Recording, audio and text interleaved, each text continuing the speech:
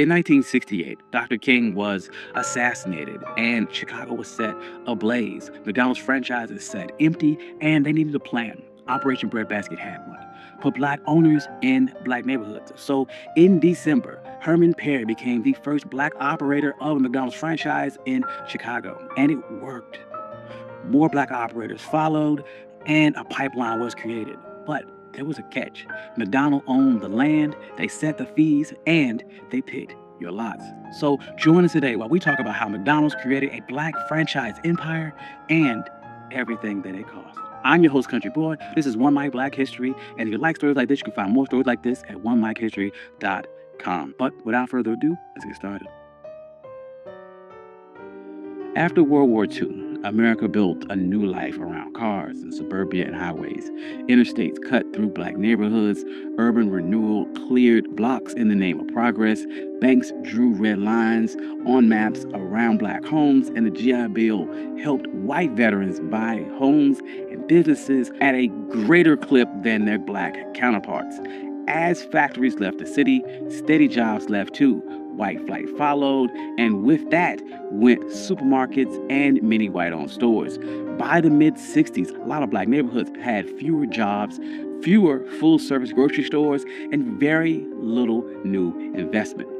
During this same time, franchisees loved this new America. They had simple menus, fast service, and big parking lots off the highway. Chains like Holiday Inn, Hojo, and new burger brands were built for drivers and suburbia. So in 1956, McDonald's finance chief Harry Sunborn created the Franchise Realty Company. The company would own the land and the building, and operators would run the store, pay a fee, and rent. That meant steady profits for McDonald's even when the store struggled. Most of the risk sat with the owner. Training got standardized at Hamburger University, and ads were funded through a national pool of operators. The model was simple, tight, and built to scale. So black consumers and leaders weren't silent. Since the 1930s, don't buy where you can't work turned shopping into leverage. The Civil Rights Act of 1964 opened lunch counters, but it didn't open bank vaults. In Chicago, Operation Breadbasket used selective patronage to push grocers, bottlers, and phone companies to hire black workers, place contracts with black firms, and deposits in black banks. Johnson Publishing, Ebony, and Chet featured black buying power and sold the vision of how to reach it. The Kerner Commission in 1960 told the country that America was moving towards two separate societies and called out the media for how it pictured black life. Then came April of 1968, and Dr. King was assassinated. Cities erupted. In Chicago, some of its white McDonald's franchisees and workers didn't return. The stores sat dark. McDonald's leaders met with Operation Breadbasket tied to the Southern Christian Leadership Conference. Local leaders said, if you want trust here, the owners must be black. That same year, Harry Petty took over the Woodlawn store in Chicago's South Side and reopened it December 21st, 1968 as the first black McDonald's franchise. He was trained at Hamburger University, and the company helped him finance, allowing for zero partnerships when needed, and appointing small business administration loans. McDonald even donated the first day's profit from Petty's store to the Southern Christian Leadership Conference, tying the brand to Dr. King's dream. Petty did well. A pipeline formed. McDonald's set high priority plan and launched a 50 by 2 program to launch 50 stores ran by people of color within 2 years. They opened a satellite version of Hamburger University classroom on the South Side, so new owners didn't have to travel all the way to Oak Brook, Illinois.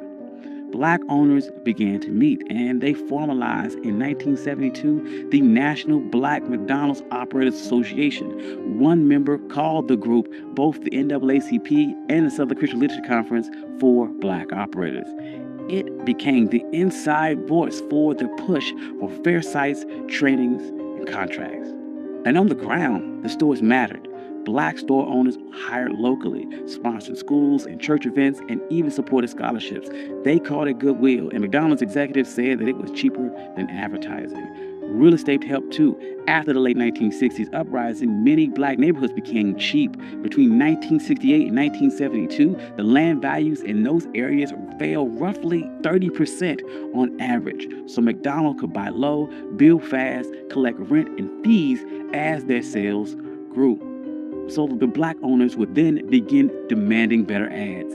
They said, "We pay into the national fund, show us."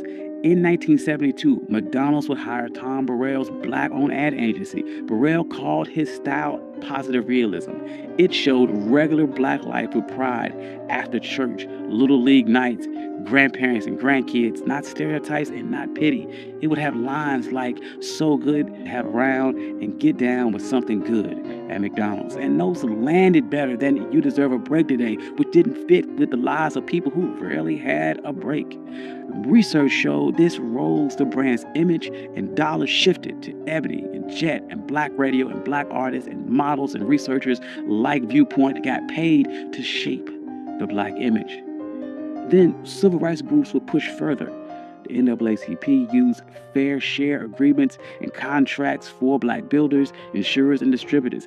The Black Operators Association stressed that one restaurant could support a web of black businesses around it. The system sent money past the counter into banks, printers, construction crews, and ad shops. However, in that fine print, McDonald's kept the land. Owners paid a monthly fee of about 4% in sales plus rent. Part of that rent is a slice of the sales, which reached up to about 14.5%. Owners also had to pay at least 4% in sales to the national ad pool. The company set the standards, inspections, and decided renewals. That is why many owners call themselves captive tenants. In plain words, you ran the store, but the company owns the ground and sets the rules. So site placement became a fight. Black owners said they were being steered towards older, inner city, and rural locations with lower average sales and higher costs for security and insurance. The Black Operators Association reported that from 2010 to 2019, the average cash flow gap between black and non-black franchisees tripled to about $65,000 per store. And as health debates grew, fast food filled spaces that supermarkets left. But that heavy concentration of chains in poor, segregated areas linked them to higher rates of obesity and diabetes. Some cities saw protests and asked for more fresh food access and more corporate responsibility. Recently, these tensions have bubbled to the surface. Dozens of former black franchisees and some black executives have sued, saying that the system is biased. Herb Washington, a former black ball player, said that he was steered towards weaker markets. McDonald's would purchase his 13 stores for $33.5 million. And it was during this time that black franchisees fell from about 400 in 1998 to just 200 today, even as McDonald's doubled its total franchisees worldwide. So why does any of this matter? McDonald's opened up a real pathway to black ownership and middle-class jobs when other industries stayed closed. In the late 2000s, black McDonald's stores reported more than $2 billion in sales. Company leaders said that McDonald's has created more black millionaires than any other corporation. And the ad shift put black families on national TV like it had always been that way. Yet outcomes are uneven. The same real estate and corporate power that made the model work also put a ceiling on it. It set the door and the deal at the same time. Big brands can push capital, contracts, and images to black communities fast. But if the company owns the land and sets the fees and chooses the sites, your success rides on their map. So let's be clear. McDonald's did the math. And after 1969, land got cheaper. The company owned the dirt and collected the rent and fees no matter who ran that store. Installing black owners protected their assets, rebuilt sales, and won goodwill. Moving ad dollars to black media reached customers other brands were ignoring. And hiring black suppliers kept the system running. Every choice they made followed their balance sheet. And this doesn't erase the good. Black franchisees built real businesses. They hired neighbors and funded scholarships. And Burrell's ads show black life on national TV. Both things can be true. But if we want real ownership, we got to follow the money. Who owns the land under the store? Who owns the corners?